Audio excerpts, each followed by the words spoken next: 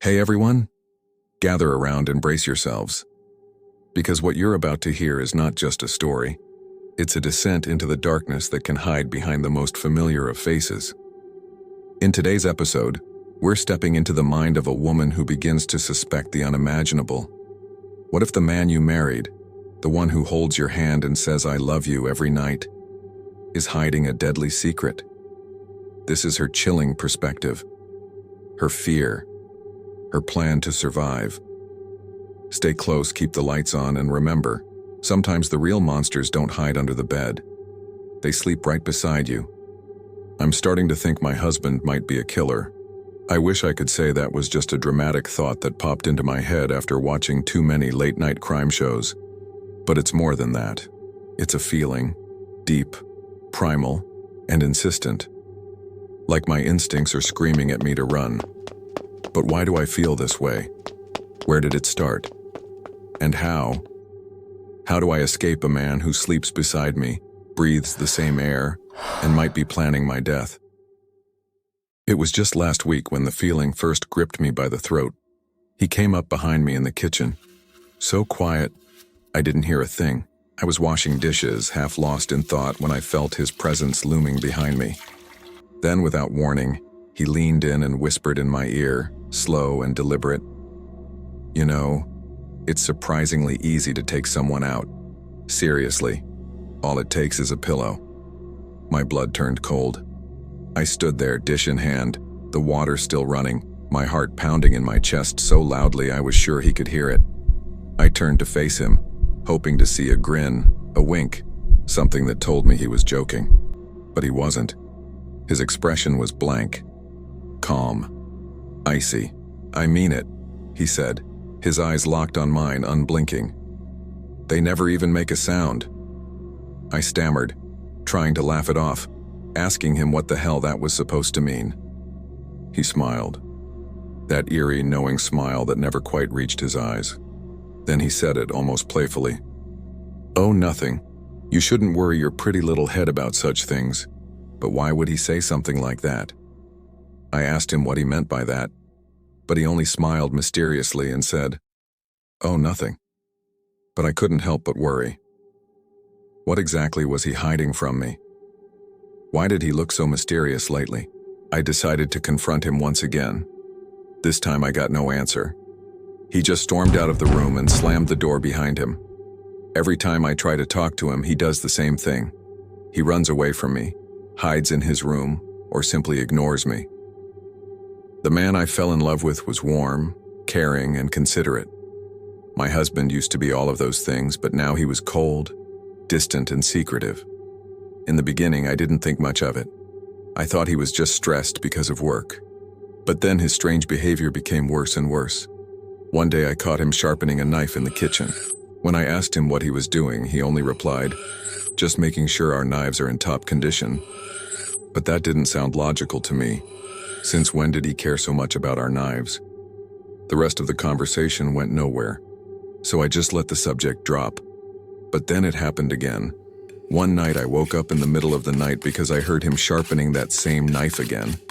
I knew he was hiding something from me. I could feel it in my bones.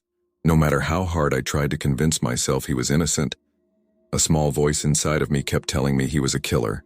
I started finding little clues around the house. First, I found a pair of bloody gloves in our basement. When I asked him about them, he told me they were from a butcher shop. He said we ran out of paper towels earlier that day, and he needed something to dry his hands. He said he washed them right after. Okay, I believed him. But then I found a second pair of bloody gloves in the exact same place.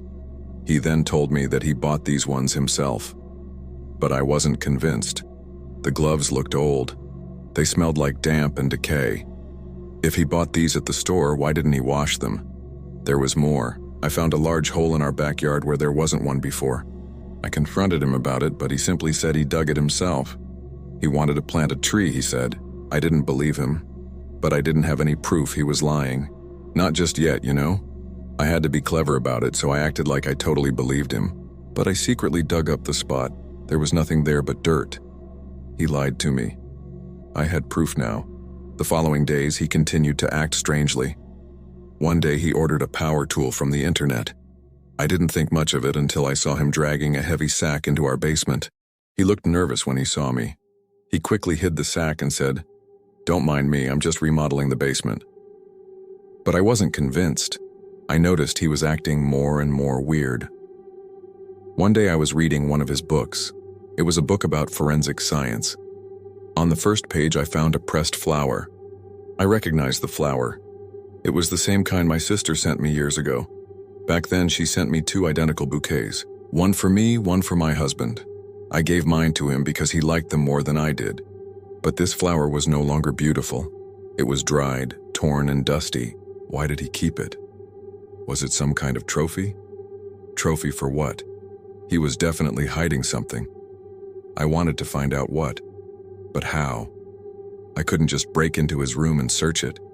He might hurt me. Or worse, he might be dangerous. Dangerous enough to hurt me or even kill me. A few days later, I finally figured it out.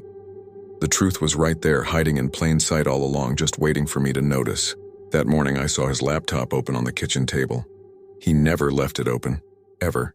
I followed my instincts. I'm glad I did. I found evidence of his dark secret. He was a killer. I'm not talking about some self-defense case. No, my husband was a serial killer. He had pictures of his victims in his laptop, pictures he took himself. He also had videos of him torturing his victims before taking their lives. I felt sick to my stomach when I saw those images. I couldn't believe he was capable of such evil. But I had to gather my thoughts. I had to come up with a plan to escape. I knew my husband was dangerous. I had to make sure he wouldn't stop at nothing to silence me. I couldn't go to the police either, they wouldn't believe me. He would convince them I was insane. As the days passed, my fear grew. I was starting to regret everything. Why did I ever marry him? How could I have been so blind? Each day I feared he would take my life, but luckily, he didn't. Maybe he thought I knew nothing. Maybe he thought I wouldn't understand what he was really up to. But I did understand. I understood he was a monster. It was a monster who called himself my husband. I spent hours contemplating what to do. I had several options, but none of them seemed like a good idea. I could run away. But where would I go? Where would I hide? I could also call the police, but what if they didn't believe me? What if they thought I was crazy? And what if my husband killed me before they arrived? After thinking for hours, I finally had an idea. I decided to use my husband's own tricks against him.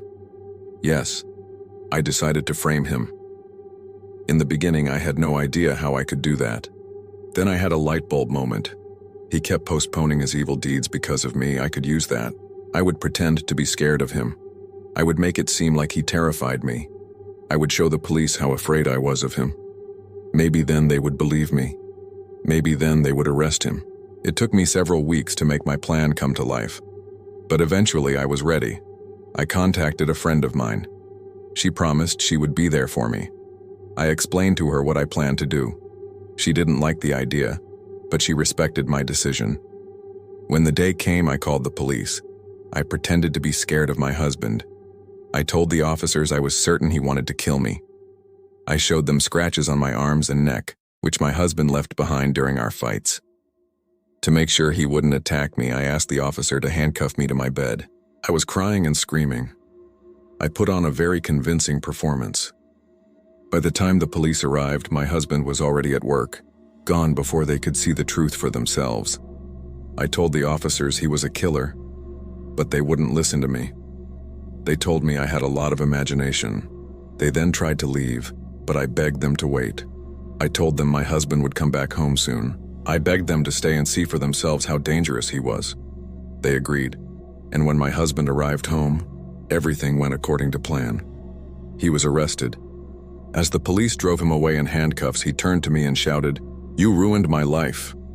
Then he was put into the police car. Today, my husband sits in prison. He will never get out again. I sometimes wonder if he knows I betrayed him. Did he realize I played him like a fiddle? Does he know I was the one who took his freedom away from him forever? I don't know. But each night when I lie in bed, I hear him whisper in my ear, "You ruined me. Now I will ruin you."